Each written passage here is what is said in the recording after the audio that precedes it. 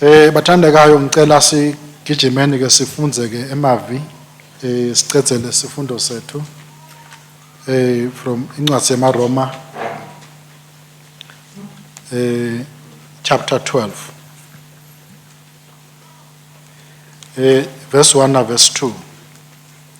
Ngakho ke bazalwane, njengoba uNkulunkulu ube nesihawu lesikhulu kangaka kithi, ngiyanincenga ngithi nikelani imitimba yenu ibe ngumnikelo lophilako, nalongcwele nalowemukelekako kuNkulunkulu. Leyo ke nguyona nkonzo yenu sibili. Ningalilingisi lelive, kodwa niguqulwe ngekwentiwa kabusha kwengqondo yenu. Khona nitekwati kuhlolisisa lokho lokuyintsambo yaNkulunkulu. Nikwati lokuhle nalokwemukelekako nalokuphelele. Makabonge uNkulunkulu. Incwadi yamaHebheru 11 verse number 4. Ngekukholwa Abela wanikela kuNkulunkulu ngemnikelo lowemukelekako kunewaKhayini. Ngekulokwamenda wemukeleka njengemumfu lolungile kuNkulunkulu. Ngobe lokho kwafakazeleka ngekuthi uNkulunkulu emukele tipho takhe. Nanyalo usakhuluma ngekukholwa kwakhe noma sekadze afa. Ngekukholwa Abela wanikela kuNkulunkulu ngemnikelo lowemukelekako. Ikhona iminikelo lengemukeleki kuNkulunkulu. NjengaKhayini lo wathi nakanikela uNkulunkulu wangede wamnaka. IBhayibheli bese lithi ke ngiko lokwamenda wemukeleka njengomuntu lolungile, righteous man, lo mekahle phambi kwaNkulunkulu. Kusho ukuthi weda ngema-terms lathi uNkulunkulu nakawabuka waphasa. Uma ubhala i-exam kunale mpendulo lofuna ngilotishele kuthi atabe sathi uphasile. Nongafika uthi wena angikuboni ngalendlela labona ngayo lotishela, ubhale kwakakho ngakubhala kube kuhle, kepha lo makako nasamaka athi akusiko lokho.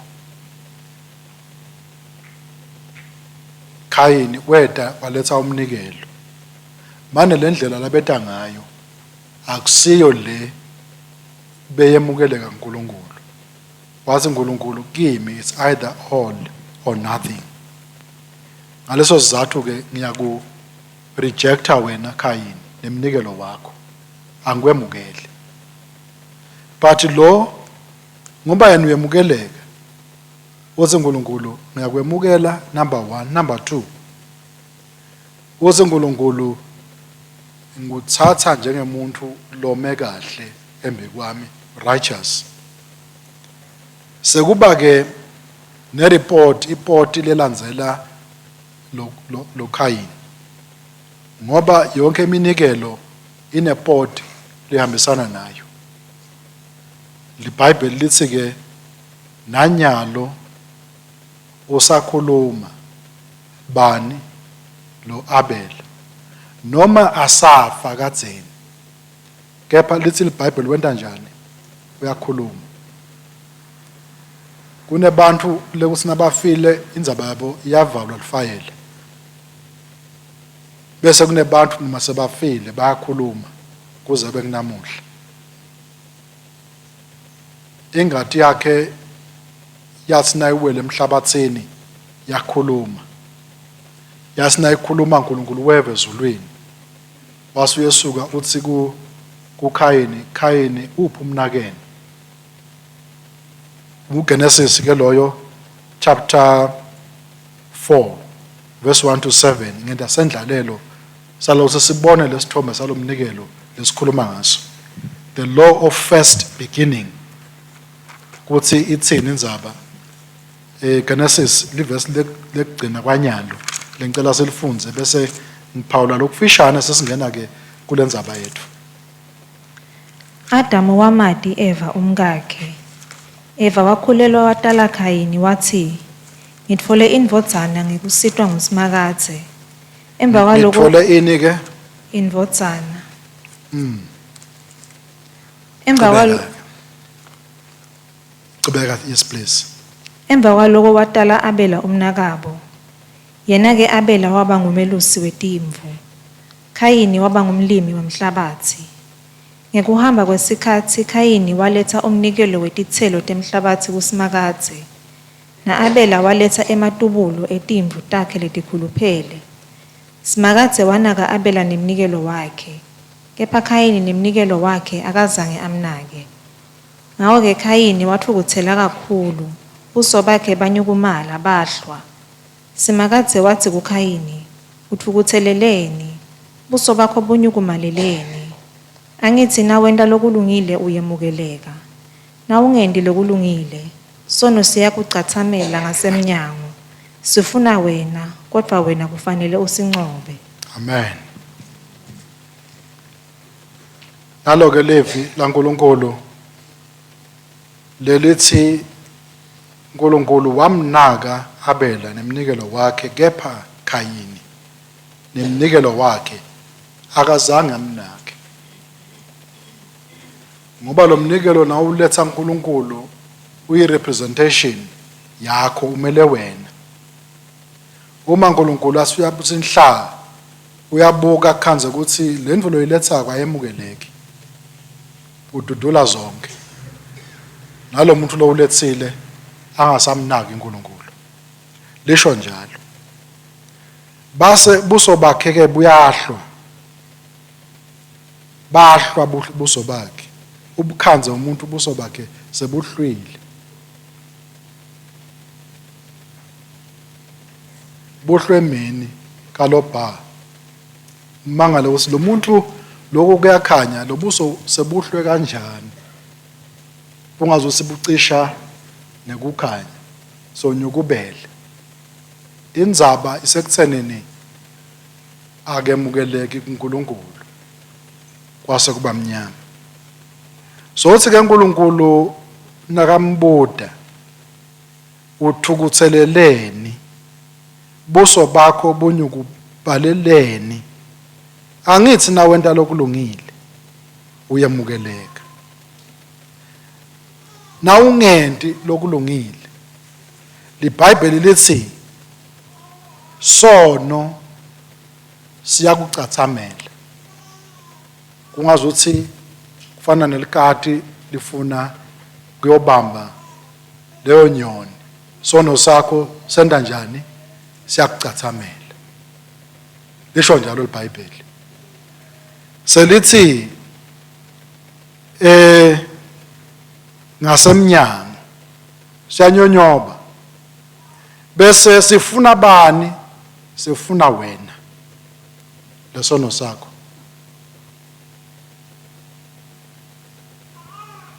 Kunelijaha lelakhuluma one time, umfana bahamba bedlula kulenye indzawo, kanti kulendzawo kunenja. Uyayisaba lenja. Uhamba nabo SiSwakhe manje bethembe yena. Nayichamuka lenja, hayi umfana wadla phasi ngetinyawo. Basithe nyawo tami ngethwala.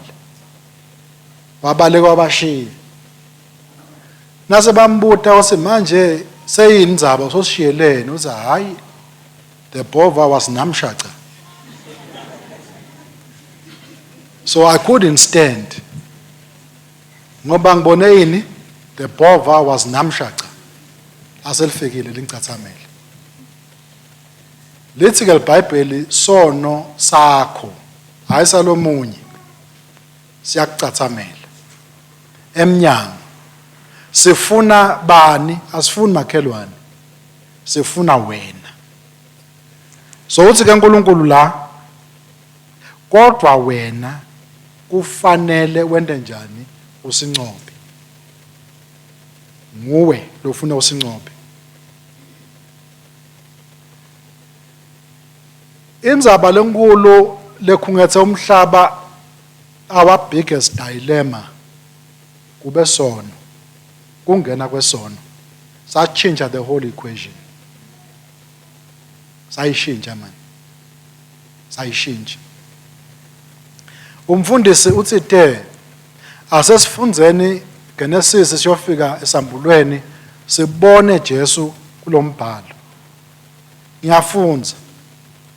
It is so interesting and so amazing. Le ndlela ngifunza ngayo ke mina nginenhlanhla ukuthi ngisebenzela khashana so nangihambe ekseni ngifaka le tape le Bible liyakhuluma. So ngihambile Genesis ngaya ku Exodus ngaya ku Leviticus ngaya ku Numbers ngaya ku Deuteronomy ngangena ku Joshua sengikuma Judges nyalo. Lo lengubonako kulesithombe ukuthi nase konakele kuNkulunkulu ngemthetho ukhomba indlela yekuthi kuze wemukeleke kimi nangumgwaco lofuna uhambe ngawo. Number 1, uthi uNkulunkulu nangabe kuyenteka uyaphambuka kulomgwaco lengihamba lengithi ngikukhombisa wona ngeke wemukeleke kimi. Akukhathalekile ukuthi ungubani ngeke wemukeleke. Uthi ke uNkulunkulu uma ngabe uphambuka lulaka lwami luyehlela kuwe. Sono sakho siyakucathamela. Sifuna wena shaca. Kepha wena ufuna usincome. Throughout ke na ufunza lo mbhalo utawubona every time lesive saNkulunkulu sona kuNkulunkulu. uNkulunkulu abesinikela ithisentabo. Sibathi woko. Basina bakhala uNkulunkulu bese uyabahawukela. Umgico throughout na ufunza in the Old Testament. So indzaba yel altar nenzaba yemnikelo kwakuyindlela yaNkulunkulu yokuthi bantu batawungena njani baphinze beme kahle bemukeleke uNkulunkulu. Wabona uNkulunkulu kuthi indzaba lenzala the Old Testament umuntu uyehluleka kuthi athi meet every regulation nemthetho ne requirement wase uthumela Jesu kuthi atawungena asitosihawukela atosilamlele. Wase sothi ke kusukela manje emehlo enonke ayesuka kule Old Testament sesingena esivulana lesisha salenibuka Jesu lo seyena akupheleliswa kwemthetho.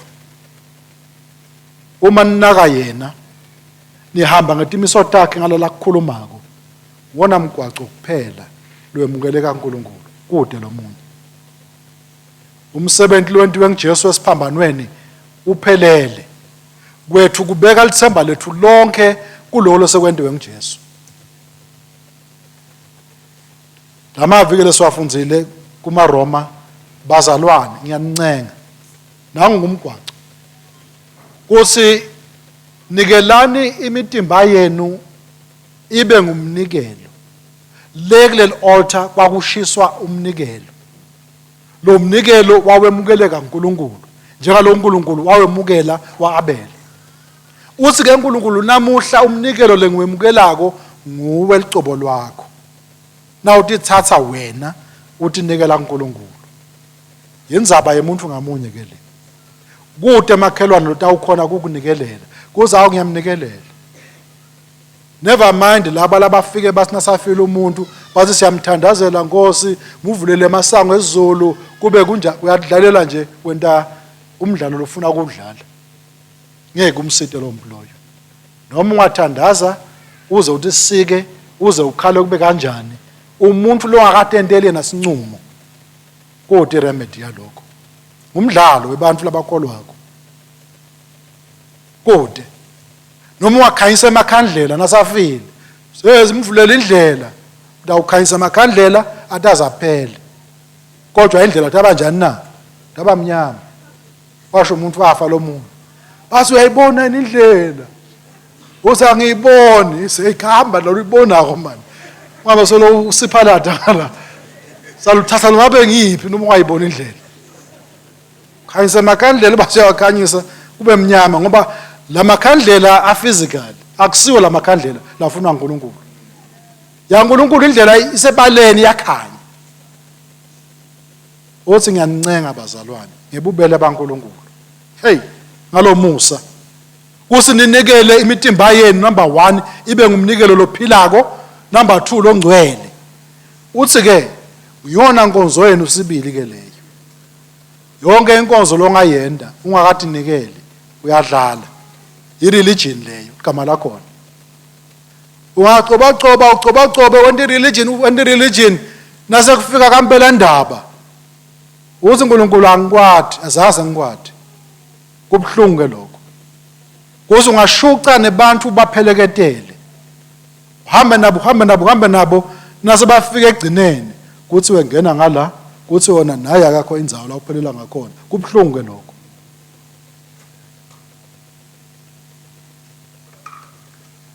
Unganyukubali buso bungahlwi emini ngamakhelwane wakho lohamba ku awungena naye wente lokufunwa uNkulunkulu wase angacomply abankulunkulu akagethi balala umuntu wonke lo wenta lokulungile uyemukeleka uNkulunkulu nayo kinzaba.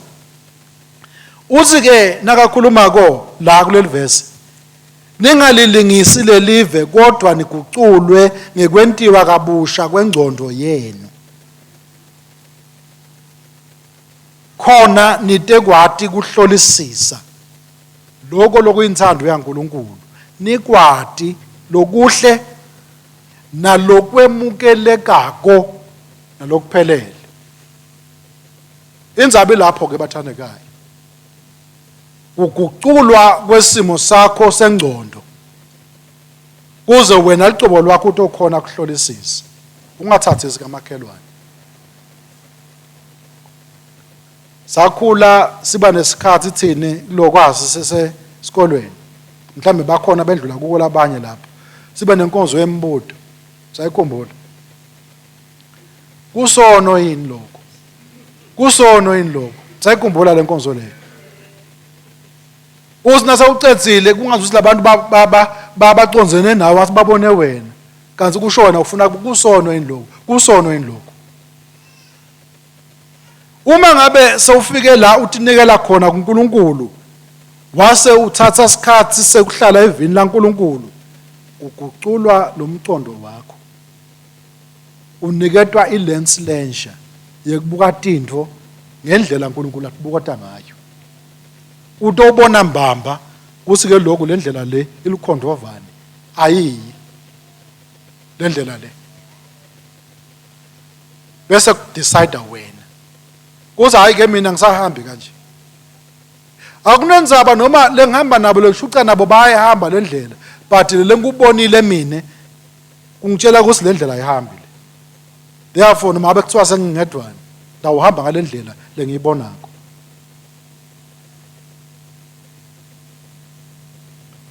Uyathi when I read the Old Testament ngiyamangala mangaliswa ukuthi uNkulunkulu wente etimangaliso netimangaliso ngaMose inceke yakhe abahola abantwana bakaIsrael baphuma eGibhithe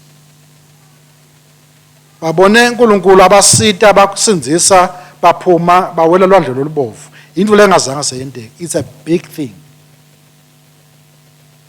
Babona uNkulunkulu emkhatsini wabo na Faro nempi yakhe bawele emhlabathini womileyo yasina ingena impi yaFaro yacwila bawabona amandla uNkulunkulu basina bafika ngesheya bahlabelela bathi hawu uNkulunkulu inkweli nelihashi nenkweli yalo kuphonselwandle ngoba mnanzi kwabanjeya duku uskipheleni leGibhithe kuthi sitofela ngala stopula indlela bekuthi nemathuna le the same people lababona amandla uNkulunkulu so khohliwe abanikeke uNkulunkulu imana bayidla imana badle asesiniwe ngile mana thina sifuna inyama thina sikhumbule abanyani sikhumbule lokho nalokho uyamangala ukusekwende kanjani. But the man Moses akazange kuconforma kulabantu ukuthi abantu bangesenza manje asemane ngilingise bona njalo enta Aaron wasinasa khuphukile Mose asenzabeni bamfaka ipressure lo Aaron bathi hey khohlwa ngilo Moses wakho uphinyalo. The man is smart wahamba 40 days only 40 days ahambile but asmart ukhohlwa ngilo muntu loyo thina sifuna uNkulunkulu sitambona ngosi siniwona uNkulunkulu esingamboni sibumbele uNkulunkulu. Aaron noma uNkulunkulu amathi ukuthi utaba ngumpriest lomkhulu. Wathatha amagolide ngoko lokhu bambumba uNkulunkulu wabo bamkhonda. Niyakhumbula lenzaba. That is what happened. Waconforma. But the man Moses ngikuthi uhlangene naNkulunkulu buso nebuso wathi hayi khona ngeke ngikwente mina lokho. Wadudula yedwana. Wasihudula lesive. Wasikhalela uNkulunkulu. Baze batawubona kukhanya. Ukucula simo nasawubona uNkulunkulu. Wonke umuntu lohlala naNkulunkulu uyashintsha indlela labuka ngayo tinto angasaconform kulolu kwentiwa kamakhelwane. Lokumfucako kulolu kukhulunywa uNkulunkulu. Leni uNkulunkulu. uNkulunkulu ubona the whole universe. Wathi all eternity. Lala sakukhulumile kuliqiniso kungiko. Ngeke kushintshe. Uma kukhona into le best longaba nayo longayiva uthatha icounsel yaNkulunkulu. Nako lokungakusitha empilweni. Yonke indlela yakamakhelwane ilikhondovana noma namhla ngabukeka nekuhlakanipha kepha i-short sighted. Udawufika ku-cul-de-sac kwasho abantu ngesingisi. Udawuyibona ngathi indlela lehambako nawuthi usuyefika uthi hawu kazi indlela seyiphelile. Sizathu yini? Akusiyo yaNkulunkulu, ayemukeleki. There's only one lemukeleka kaNkulunkulu. Ukuculwa simo ngokwentiwa ibe insha ingcondo yena. Nako lokufuna uNkulunkulu. LeBhayibheli lithi asisebenzise imitimba yethu nema-members emtimba wethu ukukhonta uNkulunkulu nekumworshipha uNkulunkulu. Incwadi yamaRoma 6:12-14 soda ifunze ekhaya. Lithi iBhayibheli ungathathi emalungu emtimba wakho abe yi-instrument yesono. Kepha kunaloko ayikhonte uNkulunkulu. Lisho njalo iBhayibheli. Bese verse 14 wakhona uthi sono asesayubusa emtimbeni wenu. Sin shall have no dominion ekuphileni kwenu. How do we do this? Bathandekayo. Ngifuna kuveta kube kufishane. Kuze sono silumleke empilweni yomuntu. Kubetha kushintshe iprogram lekhona engcondweni. Ngoba konke lesikwendako lesikubonako singilethini lesiconforma kuto lesitibonako ukuthi itolo nasenda lokhu kwendeke nje nasenda lokhu kwendeke nje. Therefore nami kuze ngifike la ufune ngente kanje ngilokuconforma lokho. But nayinzaba lenkulu lengifuna kuyisho ekseni. Yonke indlela lesihamba ngayo lengakafike yainforma live laNkulunkulu imfishane kakhulu. Ngeke ifike lapho ufuna ufike khona. Noma namuhla ungabonakala ngathi uyaphumelela. Kepha nawubuka isikali se-eternity uze uNkulunkulu le ndlela ohamba ngayo akusiyo.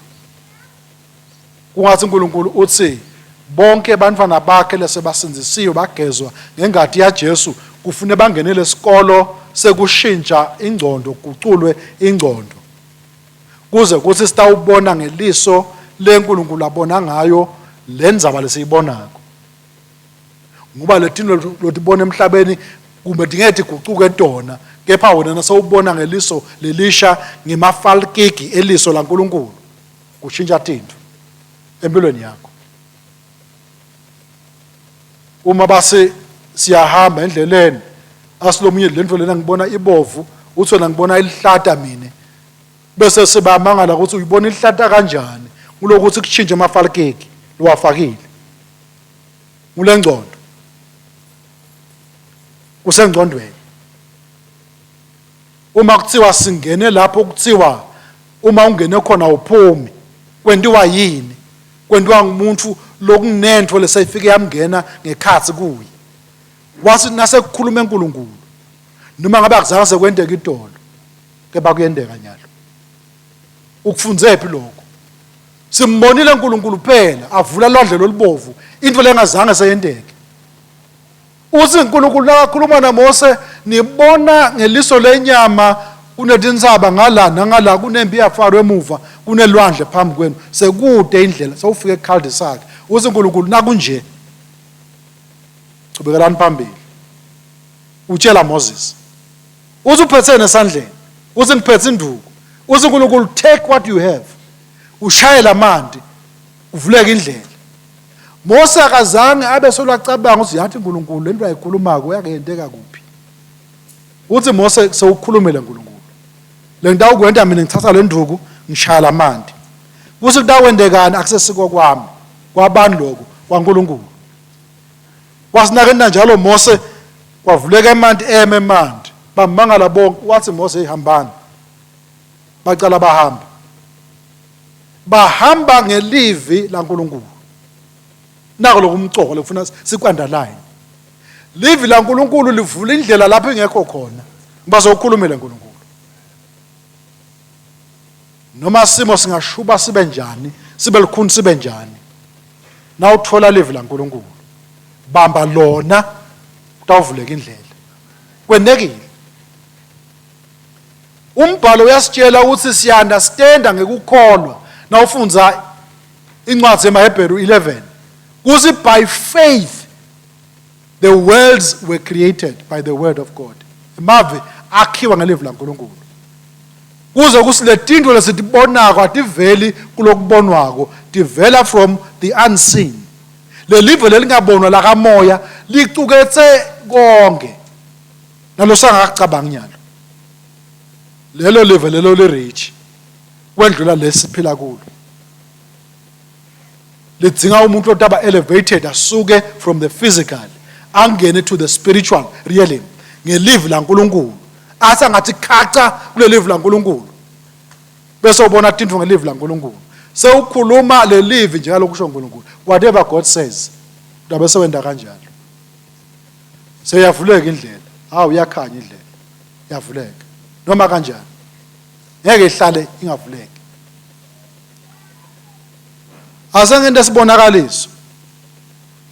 Uma sifunza incwadi yabaseFilipi sahluko saka 4 verse 6 and 7 ngicela ngifunzele lapho masinyana kodwa ngifuna ukukhanyisa. Ningakhathateki ngalutho kepha kuko konke ticelo tenu atatiwe nguNkulunkulu ngekukhuleka nekunxusa kanye nekubonga.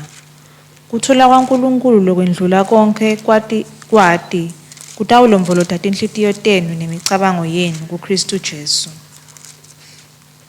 Amen.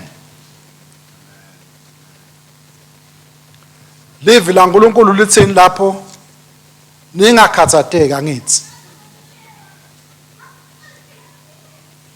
ngalutho. Asengibone la khathe sontweni lothi yena angaze sengikhathateke ngalutho. Ukhona? Oh, bazalwane. Kuthi namunye. Lithi ngepha live laNkulunkulu. Lithi singakhathateki. Manje sendiwa yini? Sikhathateki. Kanti uNkulunkulu uthide masingakhathateki. Sizathu nginazi. Sikhule batali bethu bakhathateka. Eish. Sakumunya lokho sakubamba. Kuthi nakunenkinga kufuna wente njani? Khathateke. Ezif ngekukhathateka kwakho kukhona lokushintsha. Kanti kude lokushintsha. Keje uNkulunkulu uthidene ubhalile. Angusole nami ngikhathatekile. Nangikhathateka bese ngiyakhumbula. Nangikhumbulako ukuthi keje nembala ukuthi angisita ngani lokukhathateka. Ngoba uNkulunkulu uthi ungakhathateki. Kuloko longena kokonyalo. Noma ngabe kuyinkinga lengakanani, uNkulunkulu uyakwata ngithi. That is why today wende njani? Ungakhathateki. Awungiveteleke nasithombe nasi. Ngicela ukuthi sisibone. Izile nkulumo ingabe unayo yini inkinga empilweni? Do you have a problem? Banga kulabana inkinga.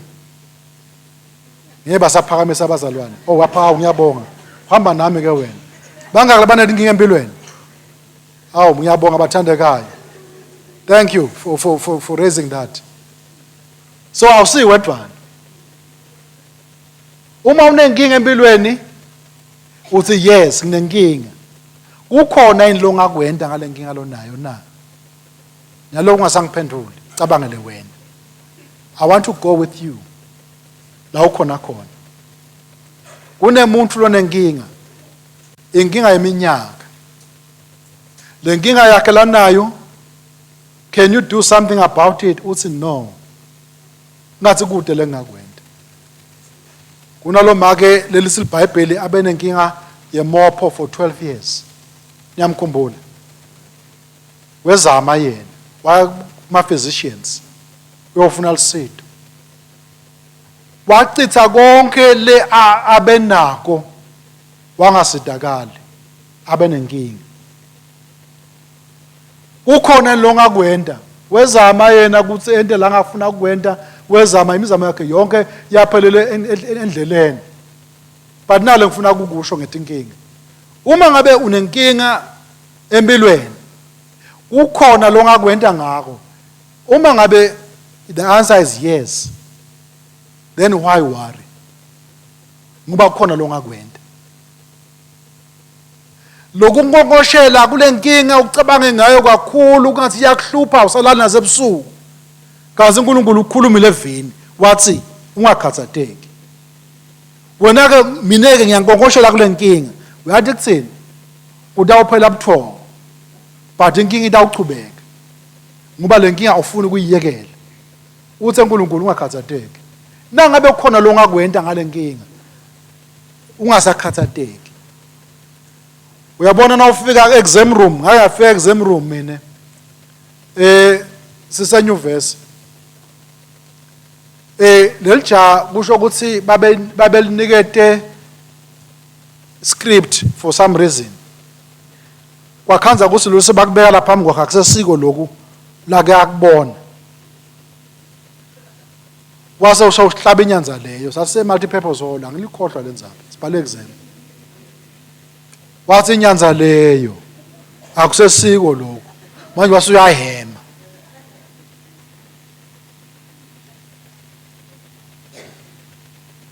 Uma ubhala ukhanze ukuthi le script lenza phambi kwakho kude lokubonako namka wangentakalela ke sibhala lenye iexam nasifika khona ukhanze kune question inama parts A to G mhlambe wathi A na E kuphela uvule lepage ulibeka eceleni usa ngifuna lenye question usuyayifunza ubona usungathi kunye uvule uye phambili cha lapha ngathi lutho ngathi bekungcono lela ngicale ngakhona inkinga leyo angithi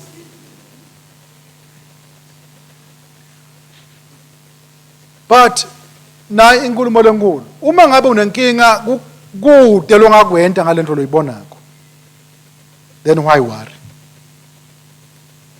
nangabe kude longakwenda mbaba angithi then ke why worry kukusita ngani kuwarisha ukuconforma kule pattern yale live kube ngazi ukuthi nangakhuluma ngale inkinga lenginato ukuthi yathi mina inkinga lenginato ngazi uya elevate ube mkhulu ngetinkinga lonato ngazi bantu batakushaya tandla hawu wena ubona netinkinga letingaka ngifuna iphiti part angithi but live la uNkulunkulu solo limile lithini ungakhathazeki ngalutho ungakhathazeki ngalutho so nawe unenkinga empilweni problem tibuta umbuzo can I do something about this uma ungakhona kwenta lutho don't worry so why worry nangabe letinkinga onato kude longakwenta ngato then why worry ngeke ukusida ema theories abantu lachamukako but uNkulunkulu wakhuluma kadzeni ungakhathazeki the thing lengibonile ekuhambeni kwami nasekufundeni kwami ngikhanze ukuthi the more I learn about the theories nani kuthiwa wisdom of man ukhanza ukuthi the word of God has got everything and even beyond uma ulandzelela bathi bahlakaniphile but akushwile ingcondo na ungasuhlala phasi ubuyele evini laNkulunkulu uthi hawu lena uNkulunkulu ayikhuluma kadzeni leyo kube bengilandzele uNkulunkulu kube ngishintshele ingcondo yami ngelive laNkulunkulu ngaba ngekho ngala sibambeleleke kakhulu ngekwehluleka ukuthi ingcondo yethu ibambe live laNkulunkulu lingene libe assimilated emthanjeni yethu lelive laNkulunkulu lifikele kungene emoyeni wakho. Nasi isithombe sesibili. Isithombe sesibili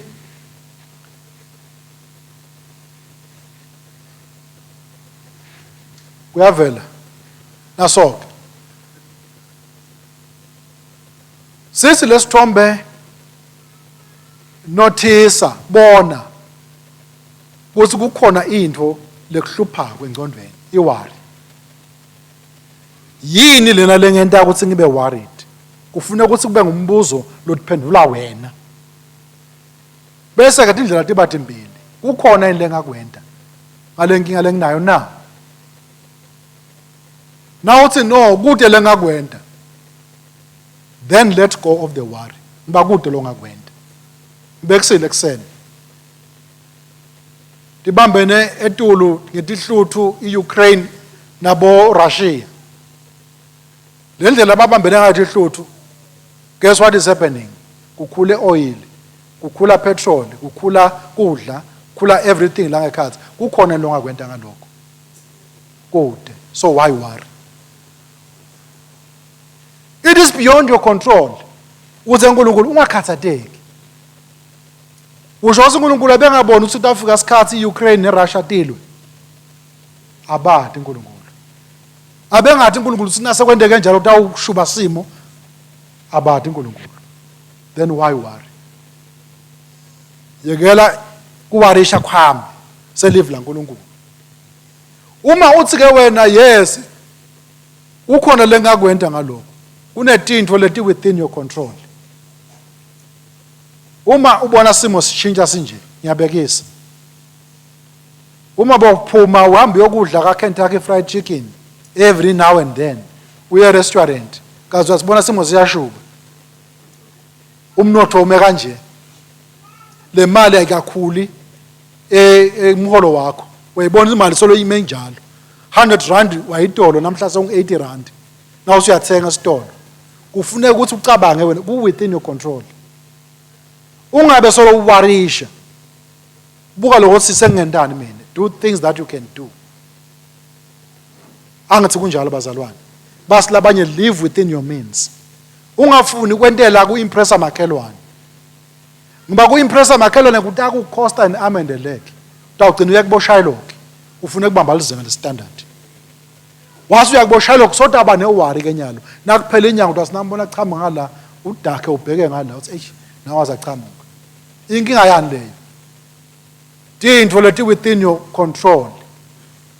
Disebenza. Ithi ke lenkulumo yakha iplane lokuthi ke ngidawuphuma kanjani la ngoba abazalwane singathathi simende uNkulunkulu abe completely and exclusively responsible ngalokwenteka kuwo. uNkulunkulu has done everything. Wasukunikeza ingcondo. Kule ngcondo lefuna iguculwe elive laNkulunkulu. Yisebenzisa ingcondo. Kusisengendani ke nasesikhathi sinje. Cabanga ukuthi kufuneka ngento eyi.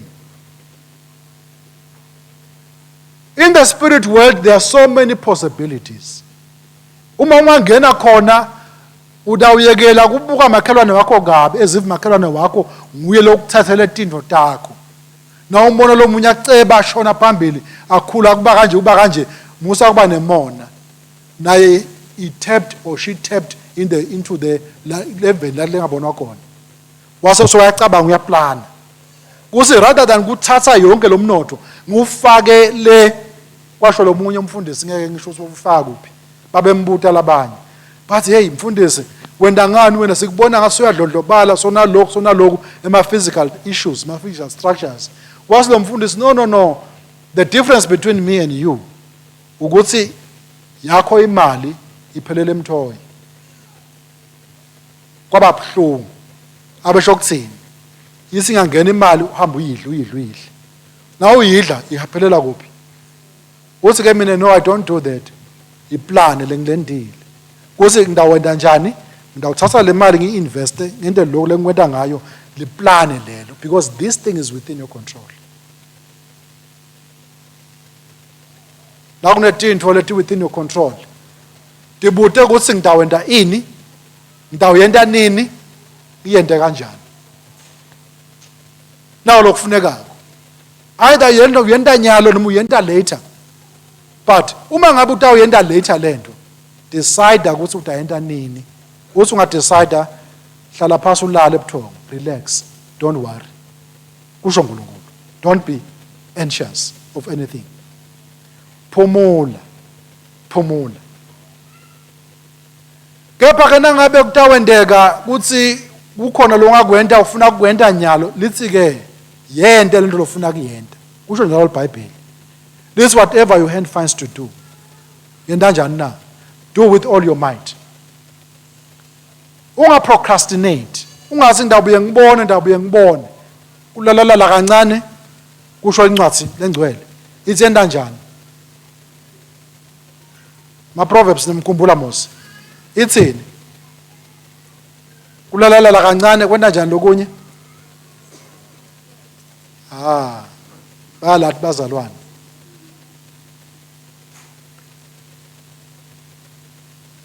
Do it so that you can change the focus. Nawenda njalo kulomthwalo uNkulunkulu asiphumute ngawo. Akakhuluma uNkulunkulu lokho na. Ukhulumile. Lengifuna ukuthi sikudwebele. Noma kanjani noma ngabe yini longahlangana nayo empilweni yakho. I tell you, nasibuyela uNkulunkulu sitawuphumula engqondweni.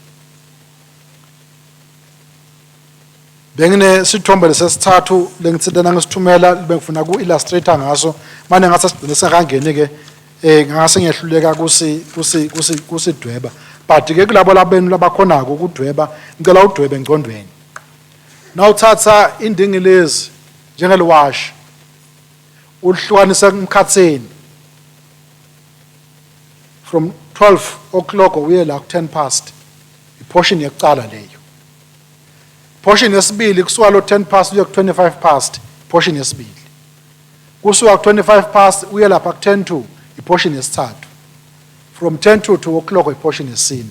Uthi ke lo munye nakhulumako. What I thought I needed to begin. Nakufuna wente something. Uthi ngacabanga ukuthi ngidzinga kwathi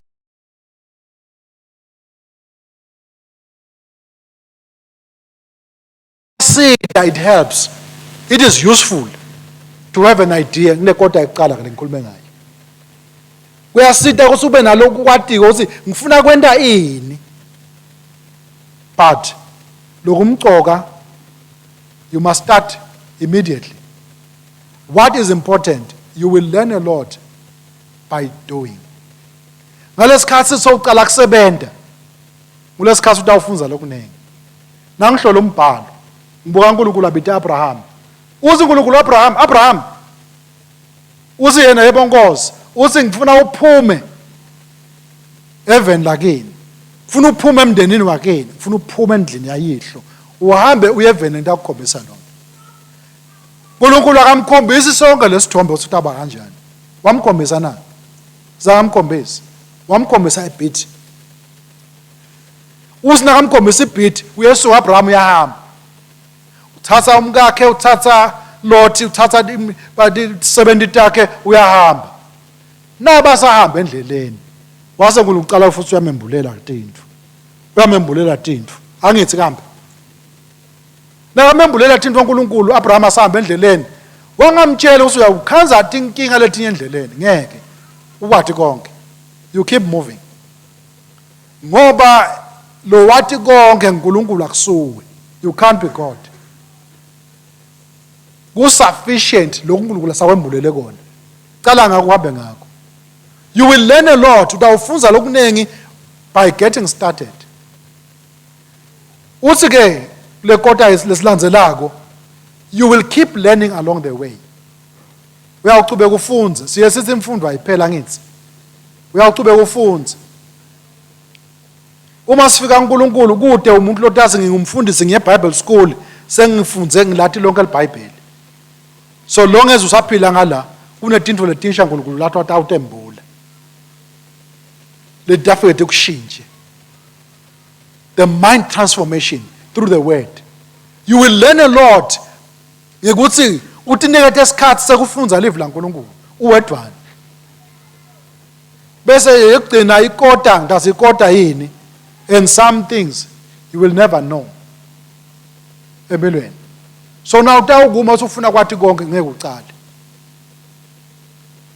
uNkulunkulu usibitile. Wathi sibe badwebi bebantu. Lo munye uyahlala athi hey mina ngisengete naku ngisete naku ndawuhlangana kuphi nebantu bami kube kanjani ngifune ngathi ngifunze konke ukuthi ke nje nangevangelize kanjani nangihlangana nalokhu ke ngidawonde njani nangihlangana nalokhu ngidawonde njani khohlwa ngiloko. Lo kwatiko kusufficient ukuthi ucala wena umsebenzi waNkulunkulu. Awudzingi lokwendlula lokho. Lo munye uyafakaza uthi uNkulunkulu wamthuma athi amcommissiona ukuthi amnike inkonzo yokubeka tandla kulabagulayo ukuthi basinze. Uthi wafika uNkulunkulu la bammemile nathi toshumayela. Kwathiwa kunebantu labagulako la. Namhla sinengceke lapha lefikile igcotshwe uNkulunkulu idawuthanazela nonke niphele. Wacabanga ukuthi bakhuluma ngalomunye kazi bakhuluma ngaye. Wasina bathi bayesuka bathi ke lines batakala mfundisi alibuto obathandazela. Uthi ngamangala uthi ngidawuthini ngakhuluma naNkulunkulu ngadebate naNkulunkulu. Ngathi Nkosi lo mina zange sengeke ngithandazele umuntu aphile. Kwaba ngathi uNkulunkulu ubenzile. Baze ethandazela abantu. So uthi ke hawu Nkosi mina nje lengikwati kokunye kuphela ukuthi ngeke ngabona labanye bathandazela abantu baphila. Wathi uNkulunkulu that is all you need. Lo wakubona bakwenda just do it. Uthi wesuka lapho na usubeka sandla kulo muntu lo ambona umuntu ashaya phansi awathi ha wathuka ushona naye kuthi what is happening.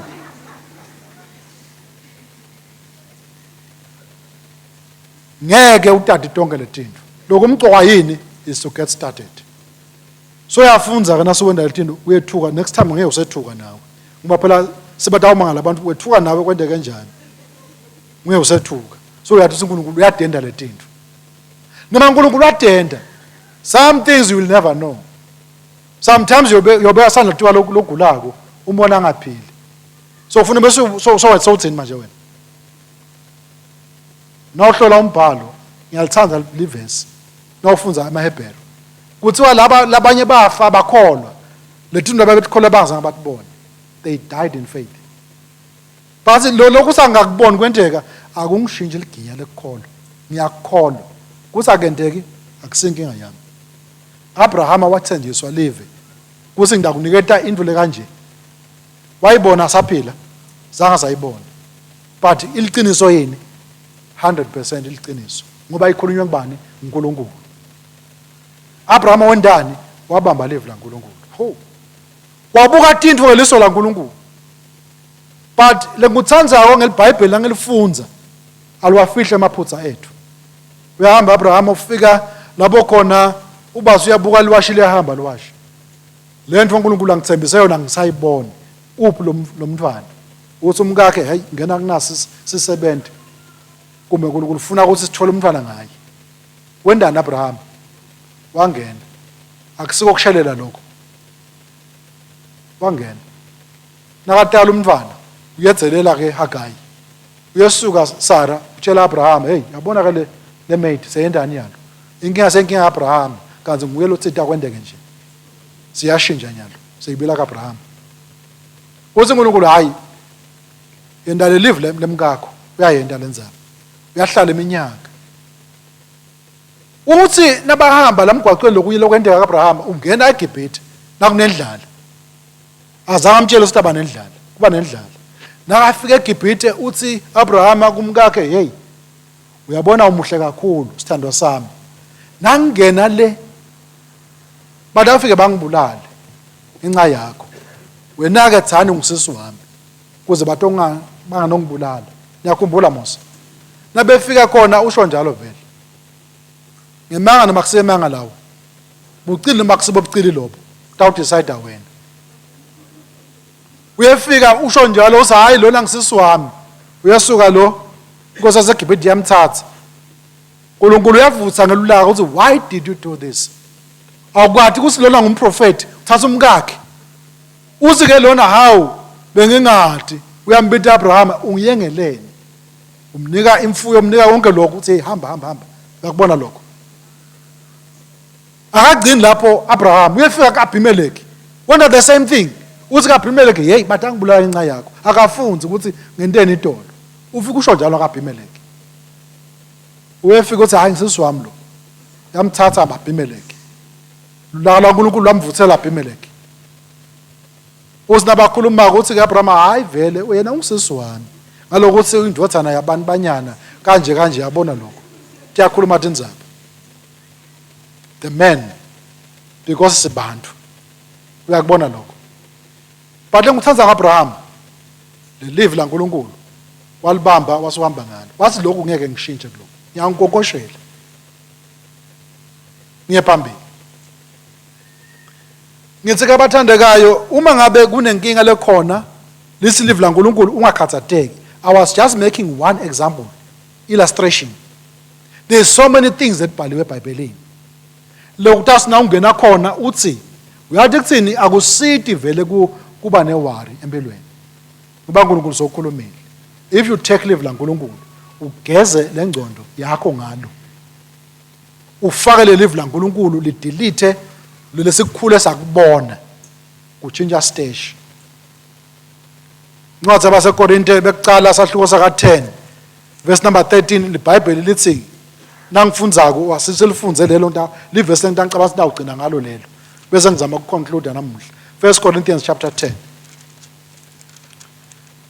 verse number did I say 13 noma ngibani 13 nangabe kungilo lelo verse Anike fikelwa kulingwa lokwehlukile kunekwalabanye bantfu kepha uNkulunkulu wethembekile yena angeke avume ukuthi nilingwe ngalokungetulu kwemandla enu ngesikhathi sekulingwa utaninika emandla ekuma anendele nendlela yekuphepha amen ngiyaliva leli verse bathandekayo uthi uNkulunkulu anikafikelwa kulinga lokwehlukile kunekwalabanye bantu lokwenta umuntu acabanga abe newari kulokuthi lokhu lohlangana nako wena uyocabanga ukuthi sizemzemu lesingaka angithi uthi ke uNkulunkulu la evini lakhe lohlangane nako nalothu awuhlangana nako akukehluki kunale kwalabanye bantu that on its own ufuna ukukwethula umthwalo kuthi nasekuchamuka uthi hawu kanti abantu bayehlelwa ngilokho that's number 1 angithi leli verse bese lithi kepha uNkulunkulu wethembekile kwethembeka kwaNkulunkulu akushintshe God is faithful la kukhuluma evini lakhe uyawudlula izulu nemhlaba ngeje not one la kukhulumile lokawendlula ngekwethembeka kwaNkulunkulu lithi ke yena uNkulunkulu angeke avume uyakubona lokho usho ukuthi uNkulunkulu usisefo lesimile nakuchamuka into lengeke ukhona kuyethwala uthi uNkulunkulu kulento wait here awusendluli ngeke ufike kulomuntu uyakubona lokho mina kunginiketa kuphumula engcondweni kuthi mabe yini lengahlangana nayo yendlule kuNkulunkulu God is the first angithi so iqalile uNkulunkulu ithi nayifika kuwe na umntwana kaNkulunkulu kusho live la uNkulunkulu seyiqaliwe uNkulunkulu kuthi sengiyefika kuwe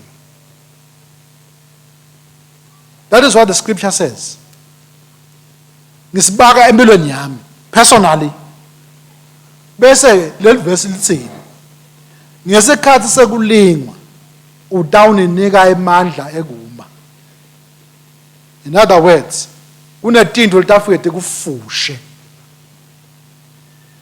nathi kufusha letinto akusibo mnanzi kutawa nemhuzuko lithi iBhayibheli uNkulunkulu yena ntawenda njani ukunika emandla ekuma angeke athi uNkulunkulu lenkinga yendlule kamakhelwane yendlule eceleni noma indlule ngetulu kwakho. Lesi iBhayibheli uNkulunkulu utakunike amandla utakuma. Le nkinga ifike na idlula la kuwe kudlula uNkulunkulu kunikete amandla nase endlulile nase bayikala abantu hey wendlule kanjani ngalapha uthi ngemandla kaNkulunkulu. Then uNkulunkulu wenda njani uthatha lidumo. Nako la kufuna kaNkulunkulu. Mule live la uNkulunkulu lalingene engcondweni yami lingene enhlitweni yami. Ngiyathi kamhlophe ude lo tawufika angakakali uNkulunkulu. Bese uNkulunkulu kunikete amandla ekuma. Number 2, lithi anentele nendlela yokuphuma. Uyawunentela indlela yokuphuma uNkulunkulu. Ikhona indlela yokuphuma. Musa kufa bese kuba ngumngcwabo wakho na uhlangana netinkinga. Tinkinga atiketele ukungcwaba. Kusho uNkulunkulu. That is what God is saying. Uma ngabe siyalifunza live la uNkulunkulu siyalikholwa. Iwari yahamba yavalisa bye iwari. Lento lefikako ikaliwe. Lento lefikako nginemandla kuyithwala. Lento lefikako kunendlela yokuphuma. Ungathwali tandla enhloko sengitawende njani. Uma you can look long enough, focus enough on the word of God. Idawuchamuka indlela. Uthini ke uNkulunkulu? Uthi kuJoshua lencwadi yemthetho mayingesuka emlonyeni wakho. Joshua. Incwadi yemthetho yenziwa njani? Incwadi yemthetho iyafundwa. Iyafundwa. Lokhu uNkulunkulu ubita mina ubita wena ukuthi wena licubo lwakho thatha live la uNkulunkulu ulikhulume empilweni yakho. Ungameli makhelwane kude lotakufunzela. Because lesimo lohlangana naso into engahlangana naso mina. Keje uNkulunkulu kulesimo ubhalile ngaso ukuthi utawuphuma kanjani. Thatha le live la uNkulunkulu ulifunze. Na ulifunza iBhayibheli lithi kukholwa kuta ngekuva. Kuva live la uNkulunkulu. Kunemandla ekufunza live la uNkulunkulu. Incwadi yesambulo ithi babusisiwe labafunzako nabo labawevako emavi yalesiprofetu bagcine lokulotshiweyo. kuJoshua kuthiwa le ncwadi yemthetho Joshua ingesuka emlonyeni wakho yikhulume. Divalele koneni lakho quiet time and read the scripture for yourself. Na ukhona faka itape utoliva live la uNkulunkulu. Because lokuva kunemandla lathite lento ukuthi ukholwa bese kuyagenerateka kuwo. Lento siyayibona uziyathi mani ngihlushwa lide la. Lento lena ngumthwalo olula phela lo. Na wenda kanjalo. So uthi uNkulunkulu kuJoshua ubozindla ngalomthetho wami imini nebusuku. You shall meditate upon this word day and night. What is to meditate? Kuzindla kusho ukuthi uyayithatha lento bese uyagucugucula engcondweni yakho. Uyibhekisele kumeditate lokho. Ize ithole ilanding empilweni yakho. Kuthi la kimi ikhuluma ngani yini le lekufune yishintshe. Athi moya longcwele nakakhuluma nawe athi akusunduke lokho. Ungabuka makhelwane bathi makhelwane uyakwenda. Nakasho kube ngokususe lokho kweshisa. Ungabanjelwa kumakhelwane. Nakathi uNkulunkulu adopta naku uadopt. Sikhuluma ngani? Sikhuluma ngekuthi kunema attitudes lamasha lokufune uwathatha empilweni yakho. Ngikusho kwelevel laNkulunkulu. Bese tintfo letinsha tiyachamuka. Lokwenta kube inzuzo kuwe kube lugugu kuwe kuyashintsha kusafanana lokuba inzuzo njalo lasichamuka ngakhona. Umhlaba ubona umnotho physical wealth ezinzuzo. Such that people will do but awenda noma abe yini kuze babambe umnotho. But awugibela kuwe bathi rough short you. Ingcina akathola itender, ingcina akathole lokathole lo. Kuthi ngithole kanje ngakanamsebenzi. But wena umfela kaNkulunkulu uthi hayi itender ngamani ihambe nangabe ingedi ngendlela yaNkulunkulu. Uze ukuthi lokhu uNkulunkulu anganginiki kona angikufuni nami. Kukhona kwakho uNkulunkulu atakuniketa kona. Mal Bible lithini? Lithi uNkulunkulu akakuniketa impumelelo aka-add isoro kuloko. Ungakuthatha lokhu namuhla kute kanje bese kuthi namakululu nemazeze. Uyazosuthi uyahamba likululu lakho bese hey sesikhathi phela ndoda sekuthi salofaka faka lokuncane. uyawufika kuphi? Nako lokungafuneki. But now uthatha uNkulunkulu uhamba naNkulunkulu ulala nebuthongo awunankinga kuba kusho uNkulunkulu. Ubozindla ngaleli live laNkulunkulu ubusuku nemini. Ngithi buta ukuthi Nkosi lelivi lolukhulumako lithini kimi ngendeni manje. Bese uyasukuma sewenda lokho. Kuzindla ke lokho ngelive laNkulunkulu. Khona kuyakwenda indlela yakho iphumelele. Ngiyagcina ngikuthi ke bathandekayo abantwana bakaNkulunkulu. Leni lelive laNkulunkulu.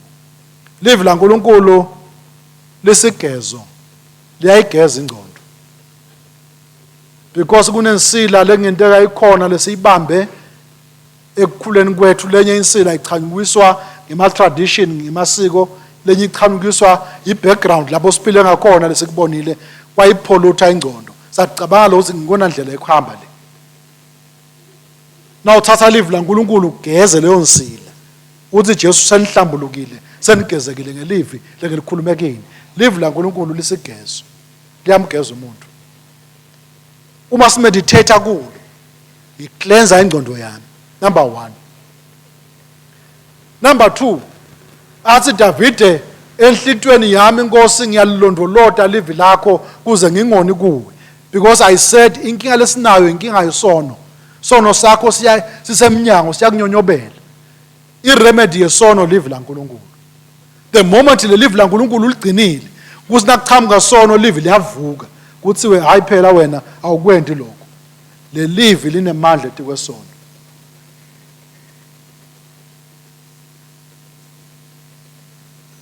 Kulamalanga singakhuluma lokunengi. Sikhohlwe indzaba yebungcwele, sikhohlwe indzaba ye-consecration. Because kasi lokukhulu kulole sitakuthola kuNkulunkulu. Sikhohlwe ukuthi uNkulunkulu ufuna semungeleka kuye kanjani. Live laNkulunkulu lekukwenta imimangaliso. Kuze utawukhona kwenta imimangaliso wente tintfo letingenteki kubantu benyama. Sitsenga live laNkulunkulu. Njalo kuMose waphatha lenduku. Bese iBhayibheli lithi you must hear the rod. Now ufunza Micah sahluko saka 6 verse number 9. Uthi wayilaleleni lenduku. Lenduku ikhuluma ngabani? Ikhuluma ngaJesu. ngaJesu. KuIsaiah 11 verse 1 and 2 uthiwa ke awuchamuka lihlumela kuDavide kuJese. A rod shall come out.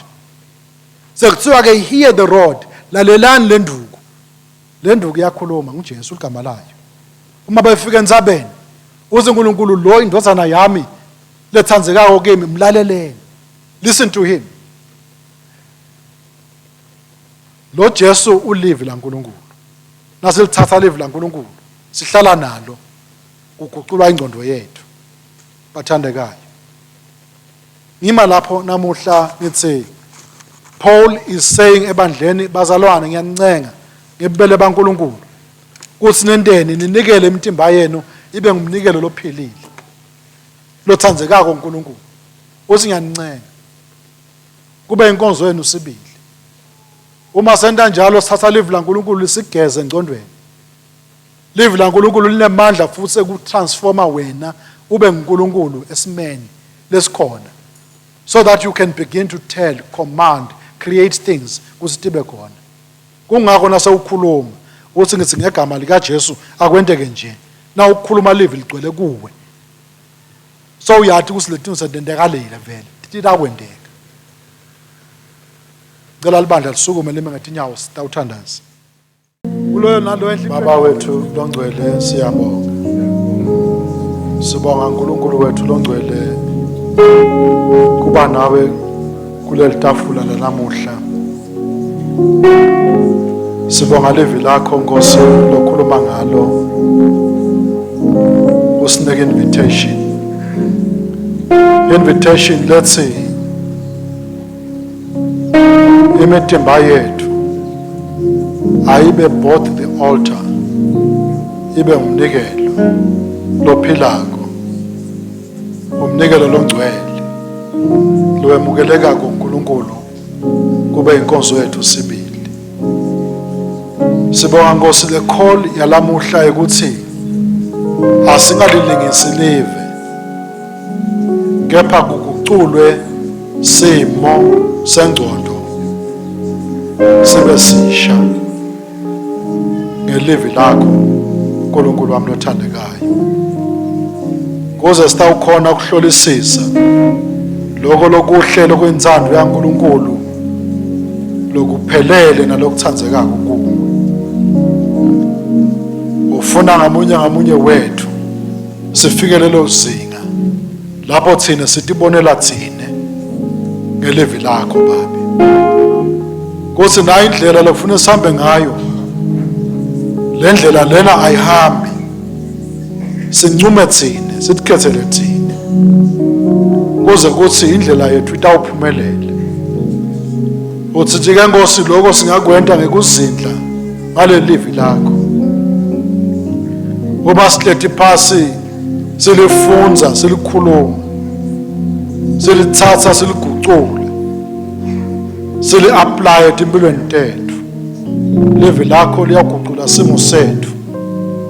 Usinikete amafalgigi lamasha kuze sitawubona simo lesiphila kuso ngendlela leNkulunkulu abona ngayo, kuze kuthi egcineni sitawukhuluma livi kulesimo bese kuvuleka indlela. Nali libandla lakho Nkosi, ungenteka kukhona lomunye for a long time lokhathatekile, kuthi kepha kaze empilweni lokhu kuyawushintsha nini, kuyawushintsha kanjani.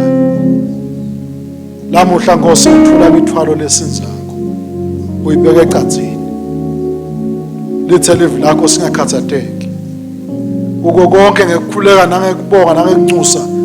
Asende tatiwo tethu, icelo tethu tatiwe uNkulunkulu, bese livi lakho lithi kuthula kwaNkulunkulu lokwedlula kuconza konke uyawugcina kulondolote tingcondo tethu, imiphefumulo yethu, moya wethu kuNkulunkulu. Livi lakho lithi the peace of God that transcends all understanding shall garrison our minds and our hearts. Igarrison ngulapho khona kuyincaba, lapho khona emabutho ahlala khona kuzaphephe. Ingcondo yethu, phefumulo wethu udzinga kugarizenwa kuthula kwakho Nkosi. Nasa samukele livi lakho libuse kucabanga kwethu, siyaba nokuthula noma in the midst of a storm. Thula imithwalo Nkosi kunangimake, kunangibabe, kunangilomusha, sethule imithwalo uNkulunkulu wami. Singenwe emoyeni wethu livi lakho Nkosi, silalele wena, sithulele phambi kwakho, sibone kusinzisa kwaNkulunkulu lotawusindisa ngakho. Uke wakhuluma uma bangena eJericho wathi lempi lengena kuyo ngeke niyilwe. Wase utshela abantwana bakho wathi hambani kulethi indonga laseJerusalem laseJericho nithi gege once a day, once a day, langa lesibili kuze kuyofika kuleli langa lesithupha bathi gega indonga laseJericho. Ngesuku lwesikhombisa wathi gegani ka7, ndawugega ka6, kuloko 7 naselithi gega you will make a shout. Basi basakhuluma bahlabelela babenda umsindo, indonga dakhala phansi. Why? Azange bakhathateke ukuthi siyawulicuba kanjani iJericho. Labakwenda kuphela ukuthi bangenwe livi lakho, bavumele lona livi lakho. Kunethi indonga Nkosi libetimile iminyaka, bantwana bakho whatever walls were there tibabambe bavalele ngekhatsi. Lamhla sesikhuluma ukuthi nasekufike livi lakho Nkosi indonga tawa phasi. Akube njalo Nkosi ekhambeni kwethu, ezisavumela livi lakho lisingene emoyeni wethu, sisazindla ngalo lokho moya longcwele lakuvetako ngelivi lakho asithathe kona. Kuyaba lidondolo lwethu, kuyaba indlela sikhiya sethu sekuphuma nakumadanjini kanjani. Siyabonga Nkosi ukuthi ingcondo yethu iyaguculwa, itawugucuka, sisahleli phasi sizindla ngelivi lakho. Akube lidumo kuwe Nkosi kuleli viki lonke sangena kulo. Wangathi uNkulunkulu ungasibuka ngemehlo lagcwele umusa, ube gracious unto us. May Almighty God lift your countenance and give us peace with prosperity. Sihambe ngekuthula ekungeneni nasekuphumeni kwethu. Wangazi ukuthi emandla uNkulunkulu elivi lakho angabe sayabonakaliswa kithi. Utathathe loludumo Nkosi kuze kuthi umhlaba wathi ukuthi ukhona uNkulunkulu. Hayi Jesu lowafa wangcwatshwa wavuka wenyuka wahlala ngasekunene saNkulunkulu. Kusukela manje aze abuye Jesu. Libandla laNkulunkulu lithi amen. Thank you Lord.